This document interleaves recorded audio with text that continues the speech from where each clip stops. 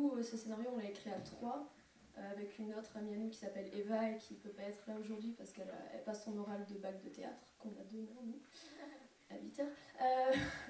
Voilà. Et le concours, on l'a connu l'an dernier. En fait, on avait déjà envoyé quelque chose qui n'avait pas été retenu. C'était sur un film d'animation. C'était totalement différent, sur des crayons de couleur. Enfin bref. Et voilà. À part ça, on est donc nous, on est dans le même lycée. Eva, elle est dans un autre lycée. Je m'appelle Luna, je suis en terminale S. Et je m'appelle Mayana, je suis en terminale L. Et voilà. Eva aussi est en terminale L. Voilà. Et les lycées, c'est quoi? Donc nous, on est au lycée Paul Ré et Eva, elle est au lycée Saint-Joseph, à Naïos. Voilà, Daouda, vous pouvez vous lancer. Alors, chacun sa place, ça raconte l'histoire de Marie. Donc Marie, c'est une collégienne de 15 ans. Elle est mignonne, elle prend soin d'elle, c'est une bonne élève aussi. Elle est, comment dire, elle prend part dans les discussions, elle n'est pas très timide, ça va. Et en fait, en sortant de son cours de maths, elle attend sa mère sur le parking parce que sa mère vient toujours la chercher. Toujours, ça a toujours été comme ça. Et là, sa mère n'est pas là. Donc, elle panique, elle commence à paniquer. Donc, elle appelle sa mère. Sa mère, elle aussi paniquée, lui dit qu'elle peut pas venir la chercher parce qu'elle a trop de travail. Alors, Marie doit prendre le bus. Et c'est la première fois pour Marie qu'elle va prendre le bus, en fait. Elle est vraiment...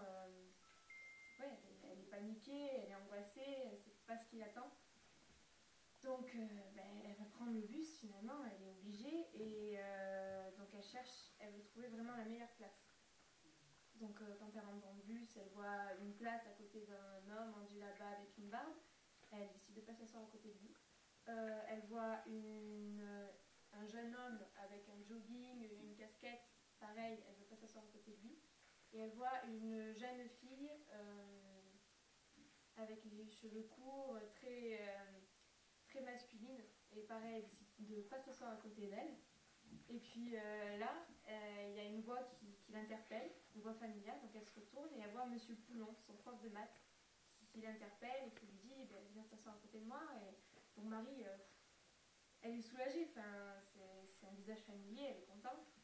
Donc elle s'assoit à côté de lui, ils discutent, donc un peu de tout, de rien, de son contrôle de maths le lendemain, enfin voilà, tout basique. Et Monsieur Poulon, au fur et à mesure de la discussion, lui met la main sur les cuisses. Et Marie, elle ne sait pas quoi faire. Enfin, elle est choquée, elle ne sait pas comment réagir, c'est son prof de maths. Et au prochain arrêt, Monsieur Poulon descend du bus. Et en fait, la suite du film, enfin du scénario, c'est comment va réagir Marie face à ça, comment la suite de sa journée va se passer en fonction de ce qui vient se passer, de cette agression sexuelle finalement. Donc voilà, c'est son histoire en fait après ça, jusqu'à la fin de sa journée. Voilà.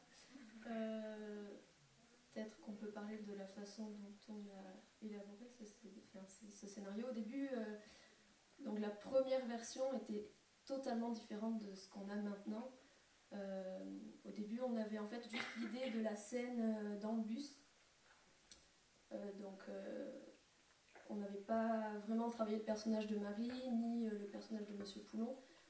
Au début, c'était juste une fille qui rentrait dans le bus, qui cherchait la place idéale et qui, comme tu l'as dit, qui ne s'asseyait pas à côté de différentes personnes parce qu'elle imaginait qu'elle pouvait représenter un danger pour elle. On avait même pensé à mettre des voix off de choses qu'elle avait entendues à la radio, qu'elle avait lues ou qu'elle avait vues à la télé. Mais au final, on a abandonné cette idée assez vite, puisqu'on avait peur que ce soit trop démonstratif et trop donneur de leçons.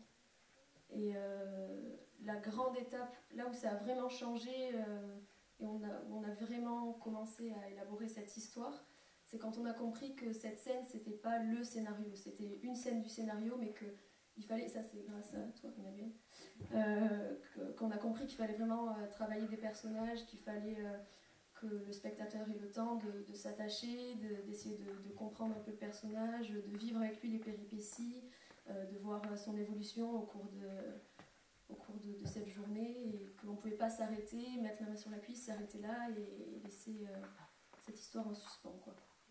Donc c'est comme ça qu'après on a fait plusieurs versions, on a parlé, on a débattu beaucoup entre nous, et pour arriver à cette version que vous avez. Voilà, je ne sais pas si vous avez des questions.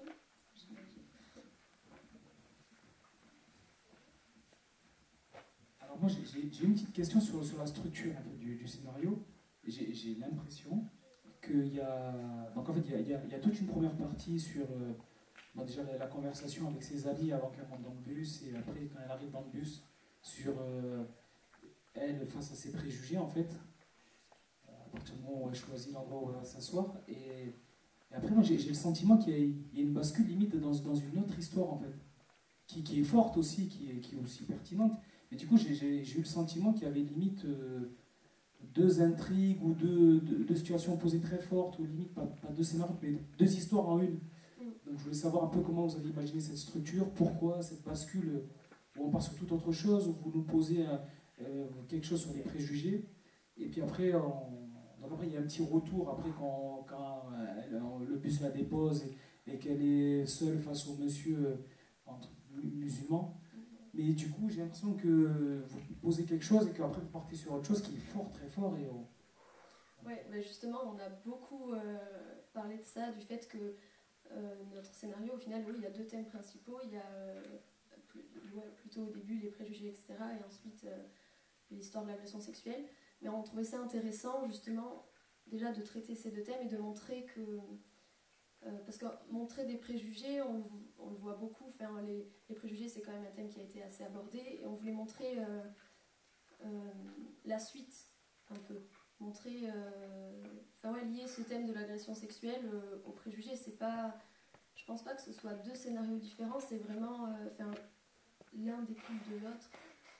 Parce que Marie, si elle n'avait pas eu des préjugés positifs aussi envers son prof de maths, elle serait pas forcément assise à côté de lui avec autant d'entrain et autant de confiance. Et c'est au final ce préjugé-là positif aussi, parce qu'elle a des préjugés négatifs envers les personnes à côté desquelles elle ne s'assied pas, mais elle a aussi un préjugé positif. Un préjugé, c'est juste juger avant l'expérience. Elle n'avait pas encore expérimenté ce Monsieur Poulon. Et elle l'avait jugé à l'avance. Et du coup, c'est ça aussi qui l'emmène dans la gueule du loup, quoi. Et on s'est posé cette question à un moment. Tu nous as dit, est-ce que vous pensez que c'est un scénario sur les préjugés ou sur l'agression sexuelle? Et je pense pas qu'il faille forcément choisir un thème et se baser uniquement sur ce thème. Nous, on a pris un personnage qui est pétri de préjugés et à qui il arrive ça, quoi. Et puis on trouvait ça aussi intéressant de parler en fait un peu des deux, de partir des préjugés et puis d'amener à quelque chose de totalement différent auquel on s'y attend pas forcément au début du film. Oui, juste, je peux. C'est quelque chose dont on a énormément parlé. Mais moi, j'étais assez séduit justement par leur proposition qui était assez singulière, qui était de commencer sur ce thème-là des préjugés, et tout d'un coup d'avoir cette irruption à la fois de la violence, parce que de l'agression sexuelle, et qui en même temps était quelque chose de très inattendu, quoi, pour le lecteur. Et alors évidemment, il n'y a pas de lien direct entre les deux, c'est pas parce qu'elle a des préjugés qu'elle se fait agresser sexuellement, mais comme elle dit, elle a aussi des préjugés positifs. En fait, il y a une manière de se jeter dans la gueule du loup qui faisait qu'il y avait quand même des connexions.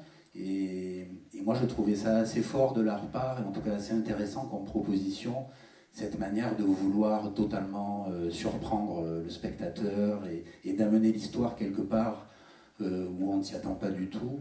Et il y avait aussi une volonté chez elle de ne pas vouloir être trop démonstrative, de ne pas vouloir faire un exposé sur les préjugés, et de raconter plutôt une histoire singulière, une histoire parmi d'autres, mais qui parle de choses qui ont quand même des connexions. Et de toute façon, je ne pense pas qu'on puisse faire un scénario uniquement sur l'agression sexuelle, parce que dans la vie, l'agression sexuelle, c'est pas quelque chose qui arrive dans un contexte forcément propice, c'est quelque chose qui arrive justement qui coupe une autre histoire, et c'est ce qui se passe dans la vie, et c'est ce qu'on a aussi un peu essayé de faire dans ce scénario, le fait qu'on s'y attende pas du tout et que ça coupe, ben, c'est ce que tu as ressenti aussi, que ça coupe une autre histoire, quoi, pour nous emmener vers quelque chose d'autre, peut-être même plus fort. Alors moi j'ai une question, mais c'est vrai que je rejoins un peu Daouda en tout cas sur cette idée que vous lancez. Alors, moi j'aime beaucoup le fait que vous lancez quelque chose et puis en fait on a un retournement dans le scénario et on est troublé. Après c'est plus sur la fin du coup où moi j'ai plus des questions parce qu'effectivement on est troublé par ça, elle sort de ça, elle est pas bien, on est avec elle et à ce moment-là elle rentre chez elle, elle dit rien à sa mère parce qu'il y a aussi un choix et on a direct un générique de fin où j'ai pas du tout compris vraiment où elle a disparu en fait. Et du coup je me suis posé plein de questions et c'est vrai que je pense que autant voilà dans le retournement c'est vachement fort ce que vous cherchez et autant moi j'aurais l'impression que du coup ça mériterait d'être un peu plus développé sur la fin et là c'est un peu brusque en fait. Et du coup ma question aussi sur ce générique de fin c'est qu'est-ce que vous vouliez raconter, pourquoi elle disparaît, enfin qu'est-ce que ça j'ai pas complètement saisi donc je sais pas si j'ai oublié quelque chose. Elle disparaît pas forcément, mais elle veut plus revoir Monsieur Poulain, c'est pour ça qu'elle va pas en cours de maths en fait. C'est juste le cours de maths. D'accord. Ça prouve qu'elle veut vraiment pas en parler, elle veut oublier cette histoire-là. Et comme tu l'as dit, elle n'en parle pas à sa mère, elle a un peu honte en fait, comme si c'était de sa faute. Et du coup, elle veut pas en parler, ni à sa mère, ni à son proviseur, à personne. Et c'est aussi pour ça que voilà, on a mis cet appel du directeur. Parce qu'on ne voulait pas qu'on pense qu'à partir du moment où elle rentrait chez elle, on la laisse dans son appartement, elle n'en parle pas à sa mère. On ne voulait pas qu'on pense que c'était fini, qu'elle allait oublier. Donc ça montre bien que même si elle n'en parle à personne, elle n'est toujours pas capable de revoir son prof de maths et que ça a même un impact sur sa scolarité au final. Et que ça va mettre sûrement du temps avant qu'elle puisse se reconstruire et reprendre une vie vraiment normale, surtout qu'elle doit côtoyer ce prof-là tous les jours, quoi. Je comprends mieux. Pour moi, il me manque juste ce petit mouvement que vous venez de raconter qui n'est pas complètement apparent, mais du coup, je comprends mieux la fin, effectivement. Moi, j'avais une question dans le premier projet tel que vous l'aviez présenté, vous dites que cette problématique de choisir sa place dans le bus, c'est quelque chose que, par exemple, quand on est lycéen, on peut affronter quotidiennement. Et là, dans le scénario, du coup, vous avez fait le choix de raconter l'histoire de quelqu'un qui ne prend jamais le bus et pour le coup, qui n'est pas confronté à cette situation quotidiennement. Je me demandais d'où venait ce choix-là. Pourquoi choisir quelqu'un qui ne prend jamais le bus plutôt que quelqu'un qui a l'habitude de le prendre? Parce que ça justifie en fait son angoisse et parce que elle connaît pas ça, elle veut vraiment passer le meilleur trajet et donc elle réfléchit vraiment pour elle c'est primordial alors que quand on a l'habitude de prendre le bus on regarde plus trop, on se met à côté des gens et puis voilà elle est un peu elle aime pas trop l'inconnu Marie et du coup c'était pour montrer, c'est pour justifier en fait son angoisse et sa volonté en fait d'avoir la meilleure place possible. Oui, parce qu'on avait dit dans ce qu'on avait envoyé au début que c'était quelque chose qui pouvait se passer quotidiennement, mais la première fois c'est plus intense, quoi. C'est vraiment les enjeux sont plus forts, je pense, que quand on prend le bus la première fois ou l'avion la première fois, on fait attention à tout, on a beaucoup plus d'appréhension et du coup on pensait que c'était plus intéressant à montrer. Juste par rapport à la façon dont elle se retrouve à prendre le bus, là c'est une vraie question. La mère, elle abuse un peu comme ça. Moi, sincèrement, quand j'ai lu ça, je me suis dit c'est peut-être un peu trop poussé en fait, parce qu'en fin de compte, la mère, mais c'est vraiment c'est même pas une question, c'est vraiment quelque chose que je veux partager avec vous pour voir ce que vous en pensez, parce que du coup, la mère, en fait, elle peut pas venir la récupérer, elle la prévient pas, donc déjà, c'est quelque chose de très fort, elle laisse... Enfin, moi j'ai 2 filles, donc du coup, je me dis de suite dans la du papa, donc tu vas pas chercher ton enfant à l'école, tu la préviens pas, donc tu la fais galérer une demi-heure, et en plus, tu sais pas si elle a de l'argent pour prendre le bus, elle n'a jamais pris le bus, c'est la première fois, je me suis dit, ah ouais, mais la mère, là, et du coup, je me suis dit, ouais, j'avais envie d'en discuter avec vous. Oui, je sais pas. Ça paraissait vraiment fort, en fait. Ah ouais. Non, je sais pas, enfin, moi j'ai pas du tout. Je trouvais pas que son comportement à la mère il était trop. Voilà. Mais après, ça dépend aussi des expériences qu'on a. Enfin, moi, ma mère, elle a toujours plein de trucs, elle est jamais à l'heure et du coup, ça m'est arrivé mais plein de fois de l'attendre même plusieurs heures et d'être confrontée à moi-même, etc. Mais non, mais c'est parce qu'on a une famille nombreuse et voilà. Et du coup, non, moi j'ai pas vu ça, mais oui, peut-être que c'est. Ouais, ce qui est bizarre, c'est que du coup, elle a jamais. Le fait que Marie ait jamais pris de bus, ça voudrait dire que sa mère est plutôt protectrice en général, et là, du coup, c'est ça qui est pas juste. Je comprends. Ouais, on n'est pas. Ouais, je l'avais pas vu comme ça. Ouais, mais. Plein de tas de choses qui amènent en fait un peu à cette agression en fait. Oui, Ça vient appuyer. Plein de petites emmerdes qui font que. L'agression, c'est vraiment la goutte d'eau qui. On n'aura jamais plus. Ouais. Moi, je vois bien, j'ai bien compris, j'ai des interrogations un peu communes avec vous. Il y a plusieurs messages différents qui ressortent de ce scénario. Alors, quand on le lit, chacun, moi perso, j'y retrouve des choses personnelles. Vous aussi. Est-ce que vous êtes projeté dans la tête du téléspectateur, enfin du spectateur, et c'est quoi le message principal que vous voudriez faire ressortir? Mais en fait, justement, on voulait. Si c'est possible. On voulait faire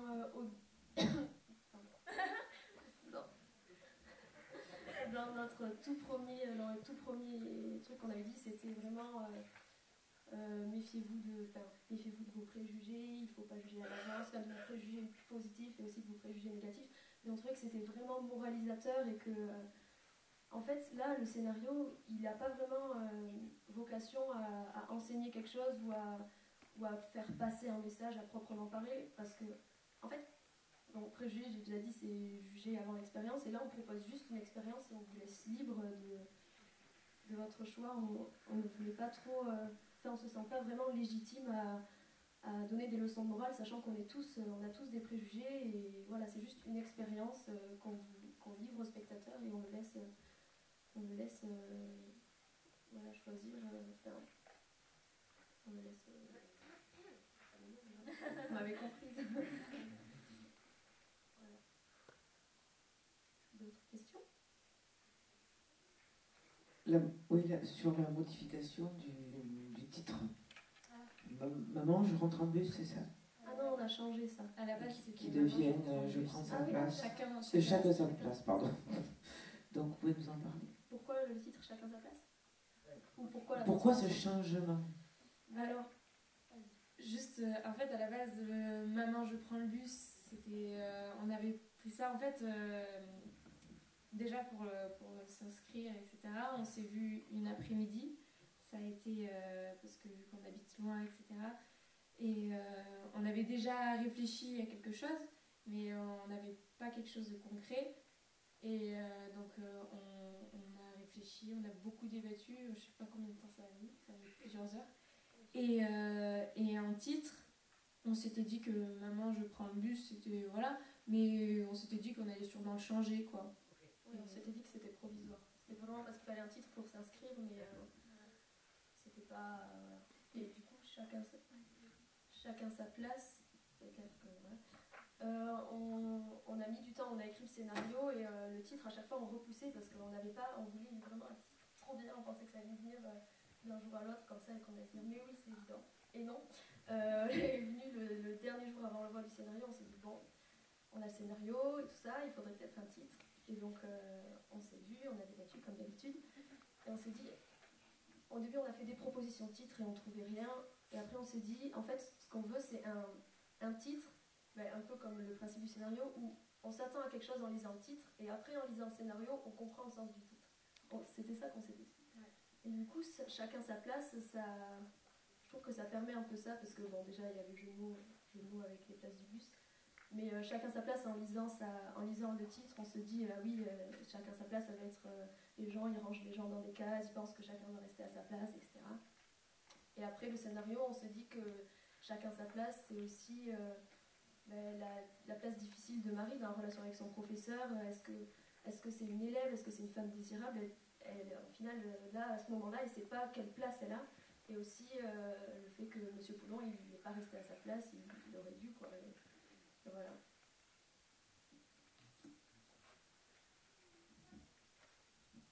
Question débile, mais question bonus.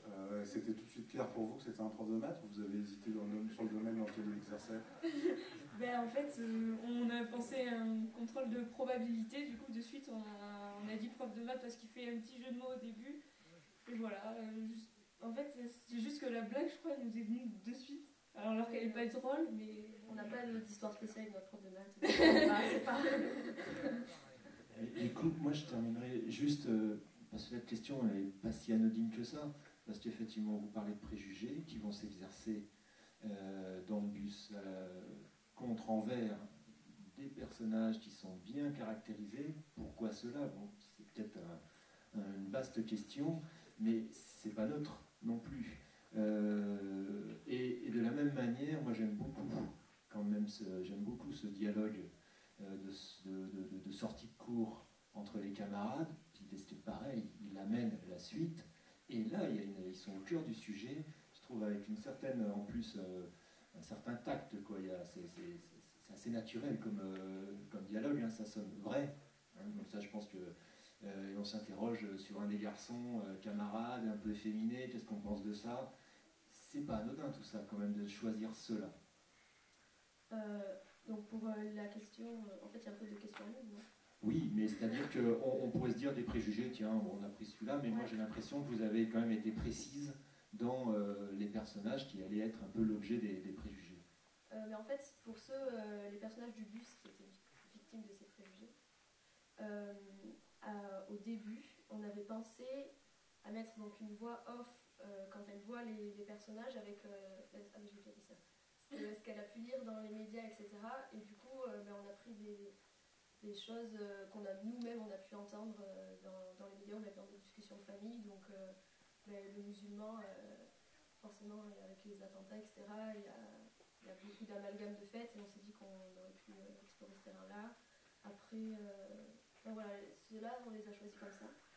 Et après, pour la discussion en sortant de cours, je pense que c'est parce qu'on s'est imaginé un peu avec nous, notre entourage, une discussion qu'on aurait pu avoir et des amis comme on est jeune, on est beaucoup plus âgé que Marie, mais on est un peu quand même dans le même environnement. Je pense que ouais, on a des images, on a des idées aussi, elles nous viennent de nos expériences, de nos discussions avec nos amis, et je pense que c'est comme ça, on ne s'est pas dit, alors on n'a pas fait un brainstorming avec tous les préjugés, lesquels on va choisir. Non, c'est venu comme ça, on n'a pas... Et du coup, même pour rebondir par rapport à ce que disait Sébastien, du coup, vous nous la présentez au tout début comme étant une fille qui a quand même pas mal de préjugés. Du coup, comment est-ce que vous imaginez le rapport d'empathie du spectateur avec le personnage de Marie? Alors, justement, à la base, on l'avait faite un peu assez discrète, pas très, je dirais pas très intéressante, mais pas très vivante. Et en fait, on s'est rendu compte, Emmanuel nous a montré que ça ne marcherait pas parce que l'histoire est sur Marie, il faut qu'on s'identifie, qu'on ait de la compassion pour elle, vraiment de l'empathie. Et si on la fait discrète, ça amènerait rien.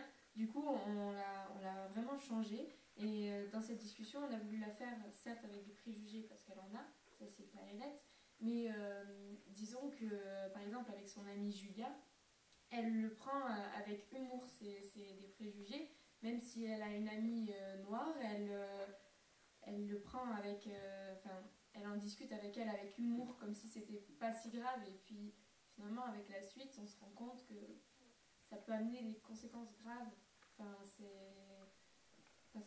fait, c'est surtout dommage d'avoir des préjugés et de s'en tenir, en fait.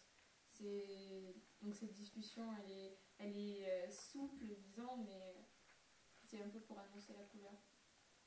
Mais juste pour préciser, la petite discussion qu'on a vue au départ, c'était sur le fait que dans les premières versions, le personnage était assez inexistant et donc il fallait qu'il existe, quoi. Il fallait essayer de le développer, de le faire vivre. Mais ce qui était vraiment intéressant avec elle, je trouvais là aussi, c'était le rapport qu'elles ont avec, mais qui traverse un peu tout le scénario avec l'ambivalence, quoi.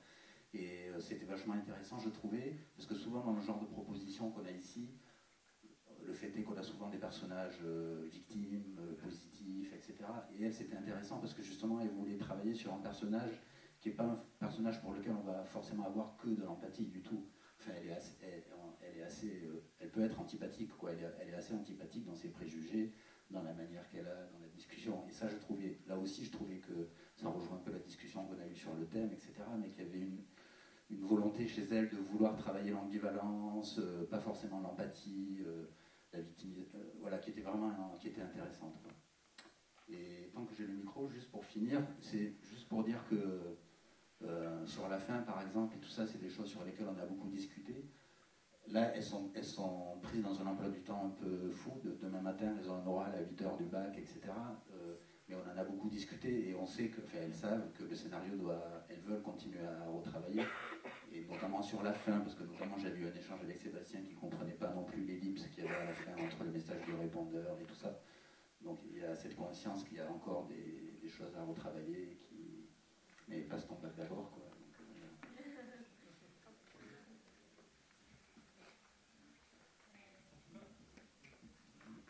Le mot de la fin. En tout cas, je tiens aussi à vous féliciter parce que je trouve que vous avez quand même, vous avez des arguments et enfin voilà, c'est-à-dire qu'on sent que voilà, vous savez ce que vous avez voulu partager et en tout cas voilà, et vous arrivez à argumenter, quoi. Merci. Et ça c'est pas simple en fait, c'est très précis. Mais c'est parce qu'on en a beaucoup débattu entre nous, même nous trois on était. On voulait faire vraiment quelque chose de précis, on voulait qu'on soit tous d'accord et en fait ces arguments qu'on dit devant vous, je pense qu'on se les a déjà dit contre nous. Comme ça sent, c'est précis, c'est réfléchi, voilà, on sent. Merci beaucoup. Bravo.